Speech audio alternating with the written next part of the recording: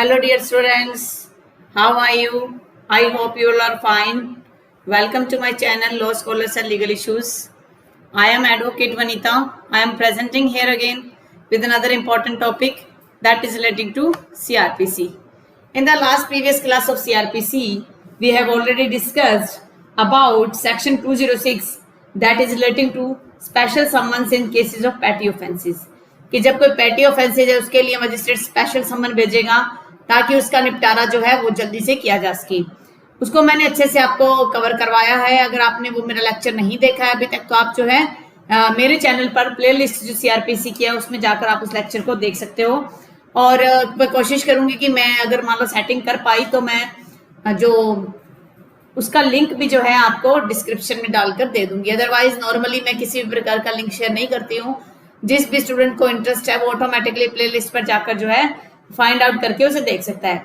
क्योंकि मेरा शेड्यूल काफी बिजी रहता है, बड़ी मुश्किल से टाइम निकालकर मैं जो है ये वीडियोस आपके लिए लेके आती हूँ और मैं उम्मीद करती हूँ कि आपका मुझे रिस्पॉन्स जो है अच्छा मिलता रहे। लेकिन जैसा भी आपका रिस्पॉन्स मिल रहा है काफी सेटिस्फैक्टरी रिस्पॉन्स है, क्योंकि जिस लेवल पर एजुकेशनल चैनल को रिस्पॉन्स मिलना चाहिए मुझे उसमें काफी हेल्प आप कर रहे हो। आपका बहुत बहुत धन्यवाद। तो चलिए आज का लेक्चर हम स्टार्ट करते हैं। आज का लेक्चर है supply to the accused of copy of police report and other documents. कि पुलिस रिपोर्ट जो हम 173 क्लोज 6 में बात करते हैं पुलिस रिपोर्ट की, और अदर डॉक्यूमेंट्स दूसरे जो डॉक्यूमेंट्स है वो एक्यूज्ड को प्रोवाइड करवाना। हालांकि जब एफआईआर की कॉपी की बात होती है तो नॉर्मली क्या होता है कि एक्यूज जो है इस पॉइंट पर आने से पहले ही कोर्ट से एफआईआर की नकल ले लेता है ताकि वो अपने वकील को हायर करके जो है केस की आगे सुनवाई स्टार्ट करवा सके। क्योंकि कई बार उसे एंटिसिपेटरी बेल भी लेनी होती है, बेल का प्रोविजन भी होता है, तो उसके पास एफआईआर की कॉपी होनी चाहिए। ये प्रोविजन क्या कहता है? In any case where the proceeding has been instituted on a police report. जब कोई ऐसा केस जहां पर केस इंस्टीट्यूट किया गया पुलिस रिपोर्ट से। देखिए दो प्रकार से केसेस इंस्टीट्यूटेड होते हैं, one on police report and second is directly by complaint. ठीक है, दूसरा कंप्लेंट के द्वारा होता है जो हम सेक्शन 2000 में कर चुके हैं। ठीक है, magistrate shall without delay furnish to the accused. अब मजिस्ट्रेट क्या करेगा? विदाउट डिले, बिना किसी देरी के फर्निश कर देगा एक्यूज को free of cost copy of each of the following. कौन कौन से डॉक्यूमेंट की कॉपी देगा? पुलिस रिपोर्ट की कॉपी देगा, first information report. Police report जो है 173 क्लोज 2 में है, सॉरी मैंने आपको क्लोज 6 बोला पहले, that is by mistake. The statement recorded under subsection 161 close 3 में जो स्टेटमेंट रिकॉर्ड की गई थी जो भी व्यक्ति की, सारे पर्संस की, whom the prosecution proposed to examine, जिससे प्रोसिक्यूशन ये चाहता है कि वो उसे विटनेस के तौर पर कोर्ट में एग्जामिन करेगा। excluding there from any part in regard to which a request for such exclusion has been made by the police officer। मान लीजिए पुलिस ऑफिसर ने एक एप्लीकेशन लगाई है कि मजिस्ट्रेट साहब ये जो डॉक्यूमेंट्स हैं एक्यूज को नहीं दिया जाना चाहिए। मान लीजिए कोई सीडी वगैरह है जिसमें पोर्नो रिकॉर्डिंग है, पोर्नोग्राफी की है, जिनकी न्यूड मूवी है या कोई ऐसा कोई दस्तावेज है, अगर मान लो आप देते हो एक्यूज को, हो सकता है उसका मिसयूज कर दे। तो अगर रिक्वेस्ट करता है एक पुलिस ऑफिसर की ये पॉइंट जो है उसको ना शेयर किया जाए तो वहां पर उसे नहीं दिया जाएगा। कन्फेशन अगर हम एक्यूज ने किया है या कोई स्टेटमेंट दी है किसी और विटनेस ने तो 167 में जो रिकॉर्ड की गई है उसकी कॉपी आप प्रोवाइड करवाओगे। एनी अदर डॉक्यूमेंट और रेलेवेंट एक्सट्रैक्ट, कोई अदर डॉक्यूमेंट जो नेसेसरी है जो 173 क्लोज 5 में दिया गया है, कोई भी ऐसा डॉक्यूमेंट जो ये लगता है कि जरूरी है देना तो दिया जाएगा।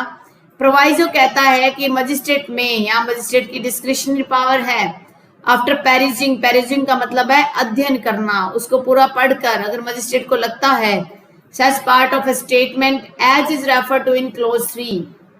क्लोज 3 मतलब ये वाले स्टेटमेंट, इस स्टेटमेंट में से अगर मजिस्ट्रेट को लगता है कि कोई ऐसा पार्ट है और रीजंस दिए गए हैं पुलिस ऑफिसर्स द्वारा, रिक्वेस्ट की गई है, डायरेक्ट दैट, तो कहेगा कि एक copy of that part of the statement or of such portion thereof as the magistrate proper shall be furnished to the accused।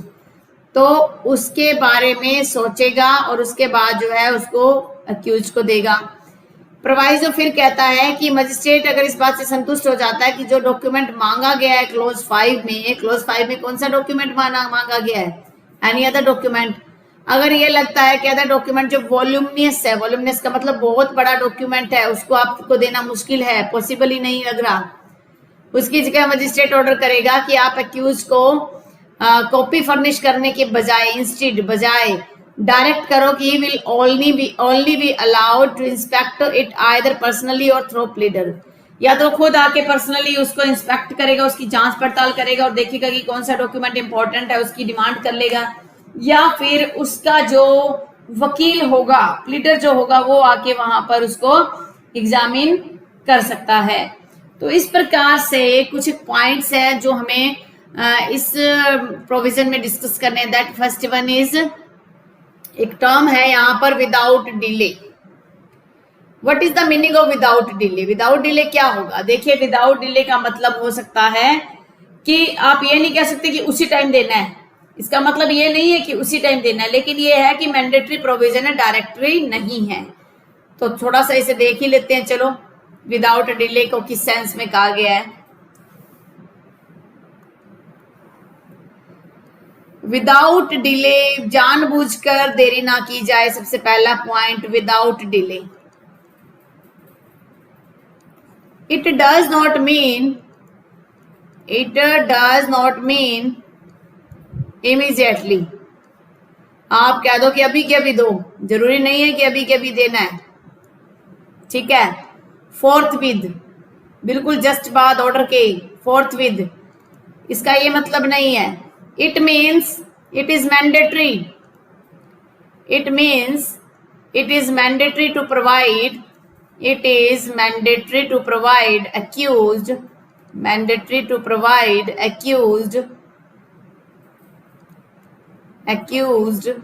the related documents, जो related documents हैं उसे accused को provide करना है, ठीक है। तो ये नहीं है कि आप अभी के अभी प्रोवाइड करवाओ, आपने प्रोवाइड करना है।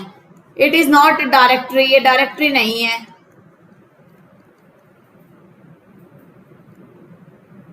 सबसे पहला इंपॉर्टेंट पॉइंट, आप ये नहीं कह सकते कि आप अभी के अभी सप्लाई करोगे। फिर सेकंड चीज ये बात है कि अगर मान लीजिए कि आपने ये कहा कि कोई डॉक्यूमेंट ऐसा है जो देना जरूरी नहीं है, अगर पुलिस ने रिक्वेस्ट कर दिया है तो उस डॉक्यूमेंट को भी नहीं प्रोवाइड करवाया जाएगा। If police request that if the document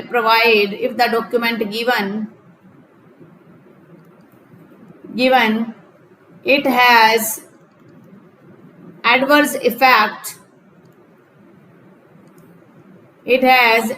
effect on victim or other reason, it cannot be provided, ठीक है। कोई भी एक सफिशिएंट ग्राउंड हो सकता है। अगर वॉल्यूमिनियस है, बहुत बड़ा है, तो ओनली इंस्पेक्शन इज पॉसिबल। उस मामले में इंस्पेक्शन पॉसिबल है, सिर्फ इंस्पेक्शन हो सकती है, ठीक है। तो इस प्रकार से आप ये नहीं कह सकते कि आप जो है अभी के अभी प्रोवाइड करवाओगी। ये है हमारा सेक्शन 207, एक छोटा सा प्रोविजन है। इसके साथ साथ हम 208 और डिस्कस कर लेते हैं, उसमें भी डॉक्यूमेंट्स को प्रोवाइड करवाना है तो साथ में कवर हो जाएगा। 208 बात करता है supply of copies of statements and documents to accused in other cases triable by court of session. अब ये बात कर रहा है कि कुछ ऐसे मैटर्स है जो triable by court of session है, उन मामलों में आप क्या करोगे? कॉपीज प्रोवाइड करवाओगे। Where in a case instituted otherwise than a police report के द्वारा कोई केस नहीं आया लेकिन कंप्लेंट के द्वारा आया है और मजिस्ट्रेट ने उसमें इश्यू प्रोसेस कर दिया, तो और वो जो ऑफेंस है वो tribal exclusively bye court of session है, तो मजिस्ट्रेट क्या करेगा? बिना किसी देरी के एक्यूज को फ्री ऑफ कॉस्ट प्रोवाइड करेगा। क्या क्या चीजें? सेक्शन 200 में जो स्टेटमेंट रिकॉर्ड की गई है, 202 में जो ऑर्डर दिया गया है, जो इन्वेस्टिगेशन वगैरह की गई है, या कोई अदर स्टेटमेंट जो है सेक्शन 161 या 64 की, वो स्टेटमेंट हो जाएगी। Any other document before the magistrate produce किए गए थे ऑन विच द प्रोसिक्यूशन जो है कल को उनको यूज करना चाहता है, वो वाले डॉक्यूमेंट्स। प्रोवाइजो कहता है कि अगर वो डॉक्यूमेंट वॉल्यूमिनियस है, बहुत बड़ा है, तो उस मामले में वो कहेगा कि पर्सनली आकर या प्लीडर की हेल्प से वो क्या कर सकता है, वहां उसका इंस्पेक्शन कर सकता है। तो 207 और 208 जो ये दोनों प्रोविजन है स्पेशली डॉक्यूमेंट्स प्रोवाइड करने के लिए बनाए गए हैं, जो एक्यूज को डॉक्यूमेंट्स प्रोवाइड करते हैं कि इन फ्यूचर जो है एक्यूज अपना अच्छे से डिफेंस ले सके। मैं उम्मीद करती हूँ कि आज का ये वीडियो आपको पसंद आया होगा और आपके जो कंसेप्ट है वो भी क्लियर हो गया होगा। अगर फिर भी आपको किसी प्रकार का डाउट लगता है तो आप मुझे कमेंट जरूर कीजिएगा। अगर आप मेरे चैनल पे न्यू हो और फर्स्ट टाइम इस वीडियो को देख रहे हो तो मैं आपसे रिक्वेस्ट करती हूँ कि आप मेरे चैनल को सब्सक्राइब कर लीजिए और बेल आइकन पर क्लिक कर दीजिए, जिससे फर्दर जैसे ही कोई वीडियो अपलोड हो उसकी नोटिफिकेशन सबसे पहले आपको मिल जाए। और कोरोना के इस टाइम पीरियड में आप अपना, अपने फैमिली मेंबर्स का, अपने नेबरहुड का ध्यान रखिए। Stay home, stay safe, stay healthy. Thank you for watching. Have a nice day.